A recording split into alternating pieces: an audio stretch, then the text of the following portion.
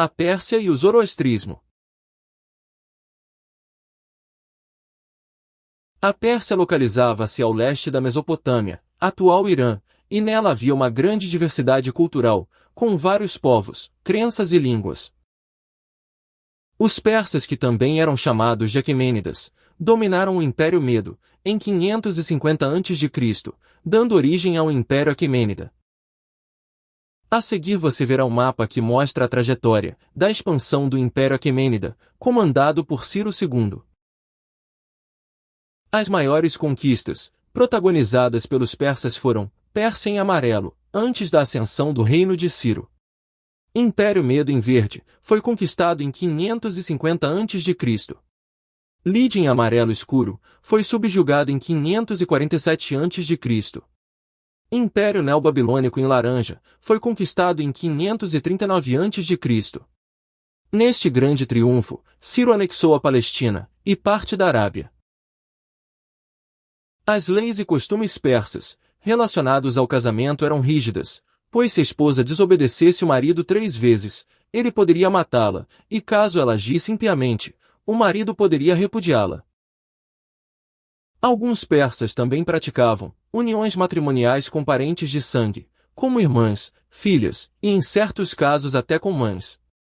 Eles também executavam castigos terríveis aos infratores, que envolviam até mutilações. Além disso, quem se apresentasse ao rei sem ter sido chamado, era executado imediatamente, assim como aqueles que olhassem para o rosto da concubina do rei, atirassem um animal antes dele durante uma caçada, e também quem se apresentasse ao rei, com as mãos fora das mangas, pois isto poderia ser feito apenas por ele. O sistema moral dos persas manteve-se ativo, mesmo após a união com os medos, em 550 a.C., os quais eram seus parentes. O rei e os nobres desfrutavam de um imenso conforto e regalias, pois no auge do Império Aquemênida, a renda era extremamente grande.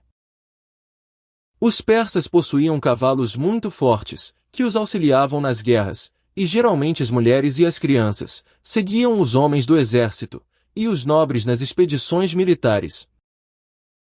Os persas frequentemente efetuavam sacrifícios animais ao sol, e quando o rei saía em público, seu carro era seguido por outro, que fazia referência ao culto solar.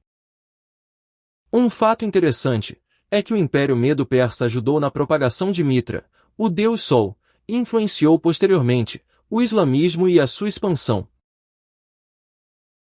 A principal religião dos persas era o zoroastrismo, que também é conhecido como mazdeísmo, sendo possivelmente fundado no século 7 a.C., por Zoroastro, um mago, profeta e poeta persa. Semelhantemente a Maomé, o criador do islamismo, a história de Zoroastro possui elementos sobrenaturais, já que após receber a visita de um anjo, o profeta persa teria sido levado ao céu, e ficado diante de Deus, que lhe deu instruções. E segundo esta lenda, ao retornar, Zoroastro passou a converter os homens, e até mesmo a protagonizar milagres, como por exemplo, fazer crescer rapidamente um cipreste, curar um cavalo, e transferir dons que lhe foram concedidos por Deus. Zoroastro foi um mago vegetariano, e seus ensinamentos foram chamados de Zend-Avesta, denotando palavra viva. Suas crenças defendiam a existência do bem e do mal, e de apenas um Deus supremo. Porém, o zoroastrismo também pregava que havia divindades auxiliares, como por exemplo, Mitra, o Deus Sol, o qual era considerado um ser benéfico, que ajudava as almas. Dessa forma, o zoroastrismo não era de fato monoteísta, adoração de somente um Deus, mas sim politeísta, veneração de muitos deuses. Os zoroastristas celebravam a festa de Mitra, no equinócio de outono, e os seus sacerdotes cultuavam um fogo sagrado, e saudavam com grande alegria e fortes gritos o nascer do sol, pois a contemplação solar era muito importante para eles. A doutrina de Zoroastro também ensina que a oração diurna deve ser voltada para o sol, e a noturna para a lua, pois segundo ela, estas luzes atestam a divindade. Os antigos zoroastristas celebravam no começo de novembro festividades em homenagem aos mortos, pois acreditavam que eles reapareceriam nessa época para visitá-los. O zoroastrismo foi sendo moldado ao longo do tempo, e o mais impressionante é que a sua doutrina possui muitos elementos da religião cristã. Vejamos agora alguns dos principais dogmas dele. Acredita na ressurreição dos mortos. Prega a segunda vinda de um Messias, Zoroastro, considerado o Salvador do mundo. Que haverá um juízo final. Que os seres humanos possuem o livre-arbítrio, mas que serão recompensados, de acordo com as suas obras. Que o homem deve tratar o próximo, da mesma forma na qual deseja ser tratado. O homem não deve praticar atos iníquos, como por exemplo, gula, orgulho, luxúria, adultério, aborto, calúnia, ira, mentira, ganância e fraude. O homem deve seguir bons princípios, como justiça, retidão, cooperação, verdade e bondade. Homem e mulher devem unir-se mediante casamento. As crenças antigas também defendiam que os líderes religiosos não deveriam ser ricos, e que o dinheiro arrecadado por eles deveria ser distribuído aos pobres.